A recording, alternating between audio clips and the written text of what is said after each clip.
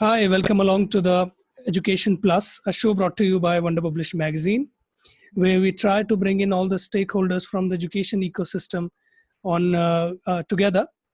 And today we have with us the principal of Primus Public School, Anuradha Krishnan. Thank you, ma'am. Thank you for joining us. Hello, good morning. Thank you for having me. So, ma'am, we'll start from the what's going on nowadays, the online education. What do you think? How kids are responding to it, and what are the responses of teachers? Yeah, so obviously it was a strange situation when it started, when we were first faced with the prospect of having to go online and not do the regular standard teaching. It did frighten us a bit. But I must say, it has been a really smooth process after the initial, I would say possibly about 2-3 weeks when we did do a little bit of learning on the job, training and then followed by learning on the job. I think it's worked really well. I think all stakeholders came together. The management really helped by giving us the gadgets required and, getting us into this one platform. We used G Suite at our school. So getting into that one platform gave us a certain focus. We didn't have to explore multiple things. Similarly, parents stood by our side. They invested in gadgets. They were able to handhold the children, because this time in this kind of mode, the parental involvement has to be higher. There's no other way, right? Correct. So especially with the younger children, a lot more hand-holding is required.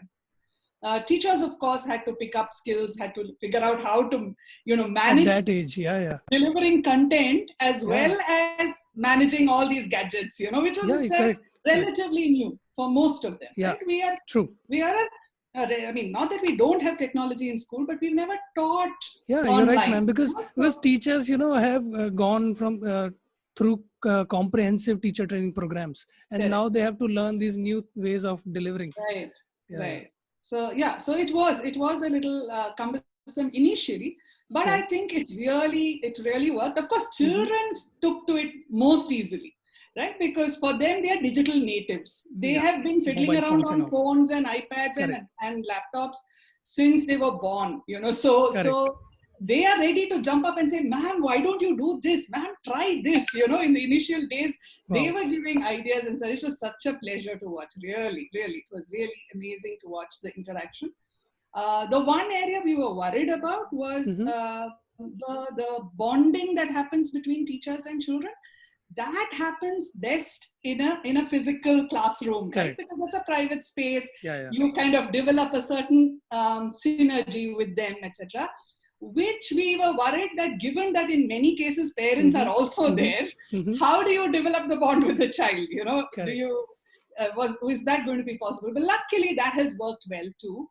I think we really got a feel of it on Teachers' Day when the children came up with such exciting stuff and such an outpouring of passion for their teachers, which really made us feel that yes, even though it's so-called distance learning, there is no distance. We've managed to close that gap, and that bond has formed. So I'm very positive. I'm very positive. Ma'am. And ma'am, my next question is, in connection to that only, like, what do you think, what would become of the extra co-curricular activities? Because now that we are very focused on delivering education, what happens about the things that are around? Right. So one area that is going to be difficult, yes, is sports, because that we can't do. PE and sports is something that we cannot do. But we have organized music concerts online. We've organized our award ceremony online. We have organized various types of elocution, debate, drawing competitions, poster making competitions, lots and lots of stuff that have been organized online. An Independence Day program was conducted online. Teachers created videos for children, children created videos for teachers. And again, I must say the parents have been really supportive. Because children couldn't have made these videos and edited them and put them together on their own without parental support. You're right. So yes, it has been a group event, organized events, each of these. And I think we've managed most of the events. Like I said, physicality is missing. Yes, so we do have PE classes and yoga classes and dance classes. But while dance can still happen individually and then we can put it together, sports is really something that we are worried about, and it's so essential for children. So that I think will only happen when we get back to physical school, hopefully soon. Hopefully. We hope. So, ma'am, do you think this is the new normal, or do you think things are going to get back on track like the way they used to be? Well, I certainly hope they'll get back on track, because while I'm saying I'm very positive with the whole online thing, and it's really wonderful. People have adapted to it so well. They've adopted these things so well. Still, nothing can match the genuine physical being together, interacting, being there for each other, seeing the children's expression, watching them as they walk around, watching them interact with each other, guiding them along. All of that adds to the whole. And see, teaching and learning can only happen when the ambience is happy. When they're in a happy environment. It has to have positive, happy hormones in order to for learning to get embedded, right? So I feel that is the best. There's no replacing it. So we need to get back to that. Definitely. I have no doubt we want to, and it will happen. It will. But because we've learned so many skills, and we don't want to get rid of those, plus invested in gadgets, I think the new normal, as you call it, will possibly be a blended version. Where some of the things, a little bit, we might be able to do online, but a large chunk of the time will have to be spent in school. Where they interact with each other, group discussions happen, they learn from each other. Competitive, energy. Children learn from watching others, watching their teachers. So it's not just hearing what they say. It's also about how you live your life, and they watch that. And that doesn't happen in the online. So blended is the new normal, according to me. Blended is the new normal. And ma'am, the places like libraries, which are very, very important in, making the future of a nation, if we talk about the higher level of abstraction. So what do you think, how we, going to compensate with this lost time? Like, how are we, going to provide the study material, the things to students that only the libraries can provide? So what we have done, we've have an elaborate e-reading program. This is not necessarily academic. The textbooks are with them. We've managed to deliver it to them. And of course, we have e-copies of various books which we share with them. But what we've also done is started an e-reading program to develop the skill of reading. So for each grade, we recommend certain, like it may be something like Harry Potter, it may be Agatha Christie, it could be Sherlock Holmes, it could be anything, depending age specific, right? Diary of a Wimpy Kid sometimes, whatever it is, something they enjoy. Sometimes these are books that are to listen, grade 1 and all that. It could be audible books. Audible, wonderful, So we send them these so that we inculcate the habit of reading. We've also told parents, we'll be very happy if you can acquire the hard copies of the books, but otherwise, without spending, we send them PDF versions of these books so that they can continue to read. So I have not taken to Kindle very easily as an individual, and personally. You're a purist. I prefer the book, the smell of the book gives me a certain high. I love the thing. But I guess we have to adapt. So children will learn the things to like read. audiobooks and these e-readers and all. Right. So reading is happening, not so bad. We give them a small fun assignment at the end of the book to either design the costume for the character, or why do you think he did something, something. So just so that we know that they'll read it. Great. So ma'am, speaking of roles, as you said that parents are involved and they are getting more involved with their level of skills with video editing and all. So what do you think? Do you think the role of teachers are also changing in a way, because they are sort of, there is a distance now? Right, absolutely. I think it's the right way to be. It's high time that we did this. Oh, We've okay. always had a teacher-centric model of teaching in Okay. schools. You know, this is ever since the British times. Yeah. We've had the teacher at the front of the class, you know, the chalk and talk method. Yeah. And you have us talking down to the children. They're transferring information that we know to the children. But the world over, it has changed. We are now changing, where we become only facilitators. We help draw out from the children, from their experiences, what they know, etc., and then give them additional information if they ask for it. You know, so we are not just auto downloading. You know, we are you know, having an interactive session where the teacher, therefore, even physically, the classroom must change. The teacher will have to be as part of like a round table, you know, where everyone is on par. The teacher is not this supreme authority who doles out information and doles out punishments. You know, that's not the way a teacher should be. A teacher is there to help them learn from each other. Absolutely. And we provide that additional, like a reference book. We become the equivalent of a reference book only. You know, but they learn from each other. We are there to facilitate, to organize activities, to show them things from which they can learn, to take them on a trip outside to see the world. You know, those kind of things. I think that's how it should be. You're right. It's sort of like democratization of a classroom. Absolutely. Yes. Okay, ma'am. So what do you think of the new education policy, ma'am? Because I saw that vocational trainings are, you know, going to start from very early age.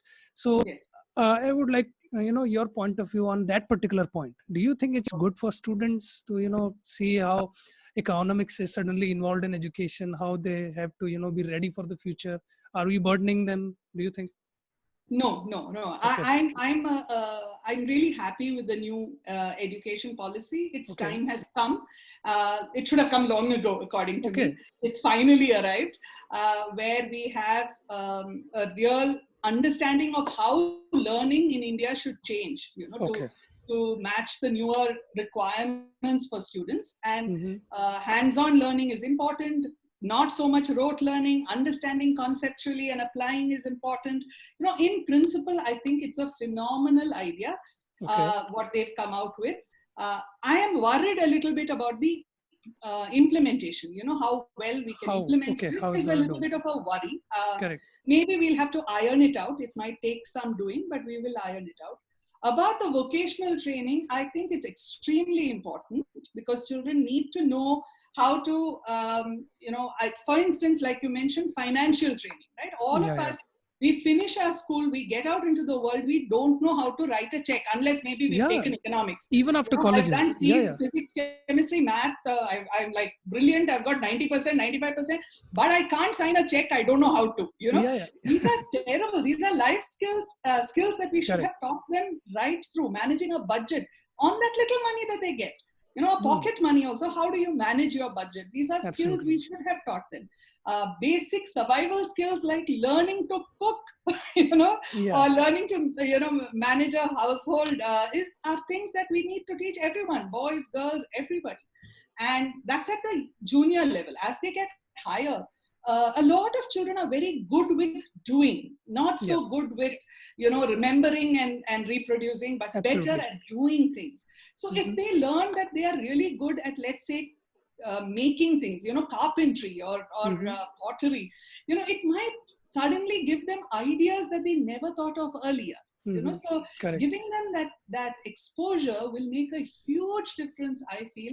And also a lot of children, I mean, if you look at the need of the hour in the country, skilled people in these various, in whether it's carpentry, whether it's in technical drawing, whether it's in, you know, semiconductor, you know, creating motherboards and things like that, actually physically doing those things, we don't have people. So if you train them there and they know that they can earn a good living through that, then the whole thing with our society is only if you're an engineer or a doctor or a lawyer are you doing well. Whereas if you show them that you can do well with this too, it makes a difference. Actually, we have a lot of guest lectures, both in the offline mode as well as the online mode, where we have people coming and talking to our children about very different things that they can do and be Wow. successful. So we have Okay. somebody who's now an RJ coming and speaking. Oh, Somebody okay. else As a guest lecturer. who's Okay. yes, somebody Wow. who's running a music studio came and spoke to the children. The head of Chumbak came and the spoke magazine. to the children. Yeah. So they're not the traditional things that they know anyway, but the different, the out of the box kind of thing, so that they are exposed to how they can be successful without necessarily following the beaten path. Absolutely, ma'am. So, yeah, absolutely. so And ma'am, speaking of, teachers, what do you think, the extra abilities or extra, the things you're going to look forward to in, teachers of tomorrow? Like, what are the extra things they need to learn from this time? Yeah. Yeah. So one, of course, they have learned how to operate these various gadgets. Gadgets, but applications. they have surprised themselves more than anybody else by how much they have learned. Right? And they have discovered apps and are using them so fluently. They are, when you watch their class, it's a pleasure, because they are moving between one app and the other. There's GeoGebra being used, ChemSketch being used, Nearpod for collaboration, Seesaw for the little children. So many apps that they have figured out on their own. They've learned, discovered, and used. So I think those kind of things becomes default going forward. That they'll have to know and well-versed with them. Perpetually be learning. That becomes the default. But more important than anything, I think the B.Ed as it is now is absolutely insufficient and needs to be upgraded. Restructured again. Okay. Yeah, completely. I'm of the opinion that the B.Ed as it is now is not helping any teacher. Really. You need so much more than that. There is no talk of empathy. There is no talk of inclusion. It's a very traditional, ancient kind of syllabus form. that is still being followed. So it really needs a revamp. Again, I'm happy the NEP has addressed that. I hope it will it gets implemented. Yeah. So ma'am, speaking of this new ecosystem, this digitized ecosystem, do you think the education is going to seep into the households as well? Like students are interacting with teachers digitally even after the we get back to the physical classrooms. So do you think we need extra support from the education technology industry, EdTech industry? New tools, new things? Like, do you have some space in your mind that is not being subjected right now, which you would like to? Yeah. There's plenty. Actually, I could give you a whole list. Oh, please. So the thing is that, of course, we are very happy. I mean, none of this would have been possible if not for technology, if not for, actually in India, we have the cheapest internet, right? Internet speeds are not so expensive to get. We can get them quite inexpensively. So those have been huge motivators and reasons why we've done so well on this online mode. Having said that, now that we have discovered, I mean, the human mind is such that you're always seeking more. I've got so much, wow, but now I'm bored. Now I want more. And then more, right?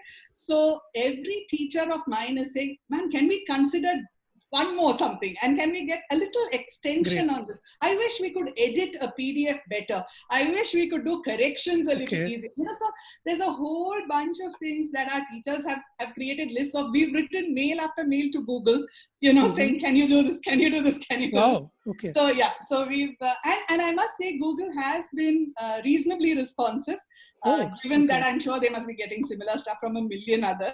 But they have responded and done a few things for us, and I'm thrilled about it. I'm so glad that they did. It means that everyone needs everybody else. It's a true symbiotic relationship.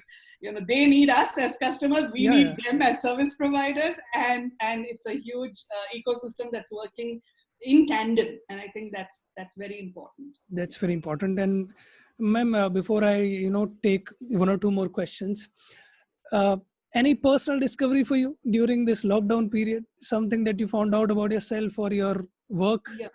I think I'm enjoying. See, as part of my job, I always had to do class observations, right? Yeah, yeah. But what would happen then was everyone was putting on an act for you when you walked into a class. You know? So, and the children also were better behaved. The teacher was also doing her best. Correct. Now I find that this has been a great way to see classes in action and not, be intimidating them.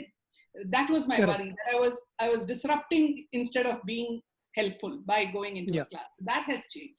Secondly, another thing I realized is I've had these small group discussions with, of course, with teachers, but also with students, where I have a meet called Conversations with the Principal, and we don't talk academics.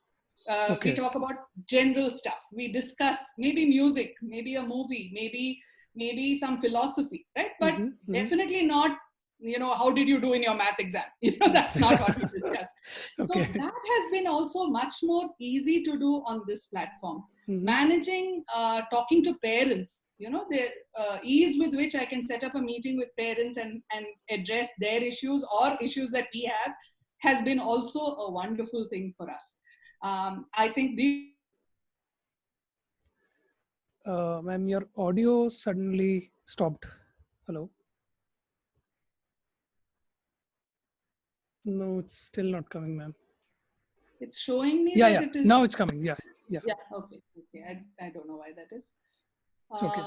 Where did I stop? Where did you stop hearing me? I don't know. I continued talking. You were having, principals, groups, and you were talking to each other. So we were. I talk to children. I talk to parents. I have sessions with the teachers, which is all wonderful as far as use of technology is concerned. But I think for me, the greatest learning is that I'm so excited by learning still. From personally, I love learning new things. I'm excited by new opportunities. I'm excited by new ways of doing things.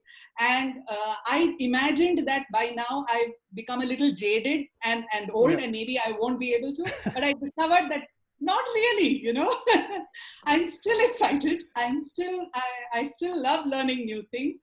I would love to talk to people about it, and it's a wonderful plus. I feel it's overall been great. Yes, I mean, I'm obviously covering up the reason why it happened, because that is not pleasant at all. The whole pandemic and all of that is terrible. But if you look at what happened as a result, I think this is the silver lining. Correct. That we could do this. So ma'am, you addressed my questions in your answer to this question. So I would just like to lastly ask you, what would you say to your students who are watching this video? And so last message for your students. For my students, I would say, enjoy yourselves. Learning has to be an experience where your curiosity is being satisfied. Constantly, you should want to learn more, and that's why you learn, right? True. So somehow you should be, there should be a certain excitement when you go into a class, because you don't know what's coming next. And when you hear it, there's a wow factor. There's an awe when you see it and you say, really? That's how it was?